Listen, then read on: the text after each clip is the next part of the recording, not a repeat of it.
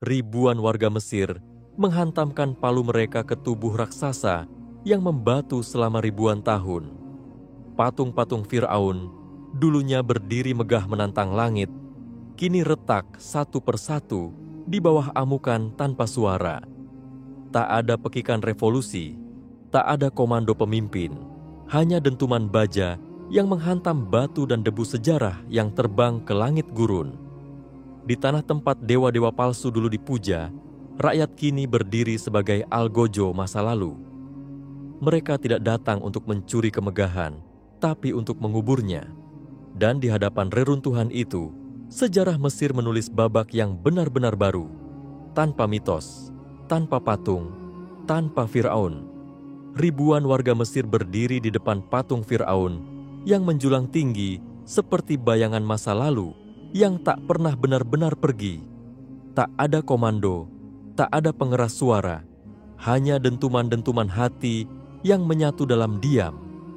Matahari baru saja naik dari ufuk timur, melemparkan cahaya kuning kemerahan ke tubuh batu yang selama ribuan tahun menatap dunia tanpa berkedip. Tak seorang pun bicara, tapi tangan-tangan mereka menggenggam palu, linggis, dan tali baja. Ada yang membawa martil besi, ada pula yang menyeret pahat besar buatan sendiri. Di tengah gurun yang sepi, ribuan langkah itu meninggalkan jejak baru menuju perubahan. Patung Firaun pertama berdiri tegak dengan dada membusung dan dagu menengadah, mengingatkan pada mitos kekuasaan yang telah ditanamkan dalam pelajaran sejarah dan bangunan kota. Namun kali ini, batu itu tidak dipuja. Ia dipandang sebagai lambang kedustaan yang dirawat terlalu lama. Dan pada saat yang bersamaan, palu pertama menghantam kaki patung. Suara dentuman logam menghantam batu membelah kesunyian seperti kilat dalam gelap. Retakan kecil muncul di sisi tumit patung yang selama ini berdiri tak tergoyahkan. Suara itu bukan teriakan, tapi jauh lebih keras dari apapun yang pernah keluar dari mulut manusia. Itu adalah suara perlawanan dalam bentuk tindakan. Dari arah timur, kelompok warga yang membawa tali baja mulai membelitkan jerat di leher patung yang lain. Mereka menarik perlahan, lalu semakin kuat. Kabel baja menegang seperti urat sejarah yang hendak diputus. Retakan makin menyebar. Debu batu beterbangan. Beberapa orang mulai memukul bagian tubuh patung yang lebih rapuh. Sendi-sendi lutut, tulang pinggul, dada yang membusung. Mereka tahu, bahkan batu pun akan menyerah jika dihantam oleh tekad manusia yang telah lama dibungkam. Saat satu patung mulai goyah, tanah gurun bergetar perlahan. Patung itu tak lagi agung. Ia retak di beberapa titik, batu-batunya mulai pecah, mengelupas seperti kulit tua yang tak lagi sanggup menahan waktu. Gurun yang selama ini sunyi, kini dipenuhi suara logam menghantam batu, dan batu membalas dengan suara retaknya sendiri. Ribuan tangan bergantian memukul, tak saling menyuruh, tak saling menunggu. Mereka seperti satu tubuh dengan ribuan denyut nadi yang bekerja dalam keselarasan. Setiap ayunan palu seperti irama yang membentuk simfoni kehancuran terhadap simbol keangkuhan masa lalu. Gurun bergetar bukan karena kekuatan patung yang runtuh, melainkan karena kekuatan rakyat yang bersatu. Saat kepala patung pertama runtuh menghantam tanah, debu sejarah beterbangan ke langit. Tidak ada sorak-sorai, tidak ada tepuk tangan, hanya keheningan yang lebih berat dari apapun. Mereka memandang puing-puing kepala itu. Dulu diagungkan, kini hanya potongan batu yang tak lebih berharga dari reruntuhan lain. Mata-mata mereka tidak menangis. Mereka menyaksikan sejarah ditulis ulang oleh tangan sendiri. Setiap pecahan patung menjadi simbol dari masa yang telah berlalu, dari generasi yang dibohongi dengan kisah-kisah kejayaan yang dibangun di atas darah dan penjajahan spiritual. Mereka terus menghantam, tidak hanya patung, tapi juga alasnya, prasasti-prasasti yang berisi pujian terhadap raja-raja yang mengaku sebagai dewa. semua dihancurkan. Setelah berjam-jam, patung pertama tinggal puing, patung kedua menyusul, dan ketiga. Hingga akhirnya, di atas dataran itu, tak tersisa lagi apapun yang berdiri. Hanya serpihan batu berserakan di bawah matahari yang semakin panas. Mereka tak merasa lelah, seolah tenaga mereka dipinjamkan dari sesuatu yang lebih besar dari tubuh. Mereka tidak saling sapa, tidak saling mengatur, tapi semuanya tahu tempat ini tak akan lagi sama. Patung-patung yang dulunya dijaga dengan tentara kini hancur tanpa perlawanan. Mereka runtuh bukan karena mesin berat, tetapi karena kesadaran rakyat. Di tengah debu dan puing, padang itu tak lagi sama. Dulu, tanah ini adalah tempat para turis memotret sejarah palsu. Tempat brosur-brosur dijual dengan kata-kata megah tentang kejayaan Fir'aun, tentang dinasti emas, dan para dewa yang mengatur langit dan bumi. Tapi kini, padang itu hanyalah ladang batu, ladang luka yang akhirnya dibuka dengan tangan sendiri. Langit siang berubah semakin putih, panas memantul dari pasir dan serpihan batu. Tapi langkah-langkah warga tidak surut. Mereka menyebar, mengitari patung-patung lain yang masih berdiri jauh di sisi barat dataran. Ada yang berjalan dengan palu yang sudah retak gagangnya. Ada pula yang menggulung kembali tali baja mereka, mengarahkannya ke monumen berikutnya. Pahatan wajah-wajah Firaun yang terpahat di dinding kuil pun tidak luput. Warga mulai memanjat dengan tali tambang dan tangga bambu, menghantam relief-relief batu itu satu persatu. Muka-muka dewa palsu yang selama ini dipertontonkan kepada dunia sebagai warisan megah Mesir kuno, kini mengelupas, pecah, dan jatuh ke tanah seperti topeng-topeng yang terlampau lama dipakai. Ingatan kolektif yang pernah dipaksakan, perlahan dihapus. Bukan dengan kekerasan yang membabi buta, tetapi dengan kesadaran mendalam bahwa kebenaran tak bisa dikubur selamanya di bawah batu. Seorang lelaki tua menggali bagian alas patung yang telah rubuh. Ia menemukan bekas ukiran hieroglif yang tak pernah diterjemahkan secara jujur. Banyak dari mereka tak tahu arti simbol itu, namun mereka paham bahwa simbol-simbol ini adalah bagian dari konstruksi pemujaan terhadap manusia yang mengaku dewa. Kini, ukiran itu pun hancur. Setiap serpihan batu yang jatuh adalah bagian dari memori yang dibongkar. Setiap debu yang beterbangan adalah kebohongan yang akhirnya bebas. Dan di bawah bayangan senja, padang batu itu menjadi altar kejujuran yang baru.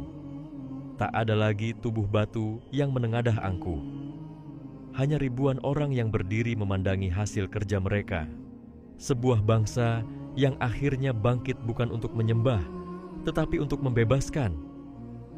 Ketika malam turun, dataran itu bukan lagi tempat sejarah yang agung, melainkan tempat refleksi yang sunyi. Ribuan warga duduk mengelilingi reruntuhan. Tak ada cahaya buatan, hanya bintang-bintang yang mulai bermunculan di langit Mesir yang bersih dari awan. Mereka tidak berteriak, tidak menari, tidak merayakan. Mereka hanya duduk dan membiarkan malam menyentuh kulit dan hati mereka. Tidak ada nyala api unggun, tidak ada nyanyian. Tapi malam itu adalah malam yang paling terang dalam sejarah panjang negeri ini. Karena untuk pertama kalinya, bayang-bayang kekuasaan tak lagi berdiri di antara manusia dan langit. Di sudut padang, reruntuhan patung terbesar terlihat seperti gunung kecil yang runtuh. Dahulu, patung itu adalah daya tarik utama wisata, dipahat dari batu granit yang didatangkan dari selatan Mesir. Ratusan tahun silam, ribuan budak membawanya dengan susah payah. Ribuan nyawa hilang dalam proyek kebanggaan para penguasa kuno. Dan kini, patung itu hanya gundukan batu tak bernama, tanpa mata, tanpa mahkota. Malam itu, beberapa warga mulai menimbun reruntuhan dengan pasir, bukan untuk mengubur sejarah, tapi untuk mengubur kesombongan yang dilahirkan oleh pemujaan terhadap manusia. Mereka tidak ingin puing-puing itu menjadi monumen baru.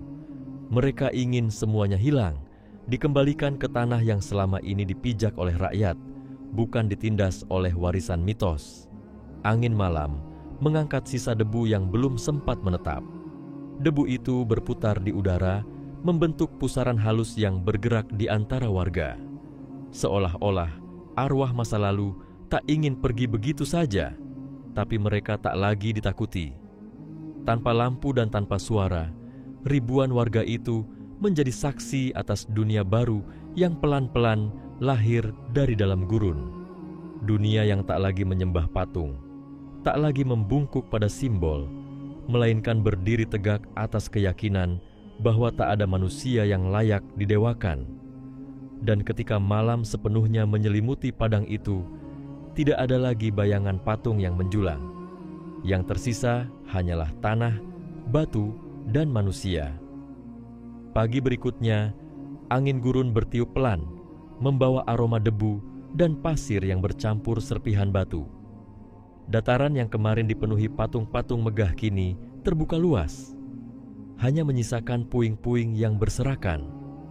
Tidak ada lagi penunjuk arah wisata. Tidak ada lagi pagar pengaman. Yang ada hanya jejak-jejak kaki warga yang melingkar dan bersilangan, menandai perlawanan yang lahir dari diam. Tak ada yang membawa pulang batu sebagai kenang-kenangan. Mereka tahu, warisan sejati bukan yang bisa digenggam, tapi yang bisa diwariskan dalam hati dan sikap. Tak satu pun patung yang dibiarkan utuh, bahkan yang terkecil. Warga berjalan ke setiap penjuru, memastikan bahwa tidak ada simbol kesombongan yang tersisa. Para ibu mulai mengajak anak-anak mereka berjalan melewati lokasi yang telah bersih dari bayang-bayang Firaun. Mereka menunjuk pada puing-puing reruntuhan, bukan untuk bercerita tentang kemegahan masa lalu, tapi untuk menanamkan pelajaran bahwa tidak semua yang tua layak dilestarikan dan tidak semua yang megah patut dipuja. Hari itu, dataran menjadi halaman sejarah yang baru. Tak tertulis di buku manapun, tapi tertanam kuat di benak mereka yang hadir. Jejak-jejak kaki mereka akan terhapus oleh angin waktu, tapi keputusan mereka akan bertahan lebih lama dari batu yang mereka robohkan. Tak butuh waktu lama sebelum berita menyebar ke seluruh negeri. Kota-kota lain di Mesir mendengar kabar tentang rakyat yang menghancurkan patung-patung Firaun, tapi tidak dengan sensasi, tidak dengan sorak-sorai. Berita itu menyebar seperti embusan angin, tenang, namun membawa pesan yang tak bisa diabaikan. Di alun-alun, di persimpangan, di taman-taman kota, patung-patung yang selama ini berdiri sebagai simbol sejarah dan kebanggaan mulai dipandang berbeda, tak lagi sebagai peninggalan, tapi sebagai penanda ketimpangan, lambang masa lalu yang diagungkan terlalu lama tanpa pernah ditanya ulang. Satu demi satu, kota-kota mulai membersihkan patung mereka sendiri. Tidak dengan kekerasan, tidak juga dengan paksaan. Hanya dengan kesadaran kolektif yang lahir dari satu titik. Mesir tidak butuh patung untuk mengenang kejayaan. Mesir butuh kebenaran yang tak dibalut oleh mitos dan tipu daya. Kota yang dulu dipenuhi bayang-bayang Firaun kini terang. Terang karena kosong dari simbol yang menekan. Terang karena rakyat tak lagi hidup di bawah naungan kebohongan yang dilestarikan dalam bentuk batu. Tak ada lagi bayangan panjang yang mengintai dari atas tugu-tugu raksasa. Kini, kota-kota itu milik manusia, bukan milik patung. Dan untuk pertama kalinya dalam sejarah modern Mesir, matahari bersinar penuh tanpa bayangan raja palsu yang berdiri di tengah-tengahnya. Beberapa hari telah berlalu sejak pukulan palu pertama menghantam batu kekuasaan. Gurun tempat ribuan warga berkumpul itu kini sepi, namun bukan karena dilupakan, melainkan karena telah selesai menunaikan tugasnya. Tak ada upacara peresmian, tak ada perayaan kenegaraan. Tapi semua orang tahu, Mesir telah menulis ulang arah sejarahnya langit tampak lebih luas dari biasanya. Tanpa patung-patung menjulang, cakrawala kembali menjadi milik semua orang.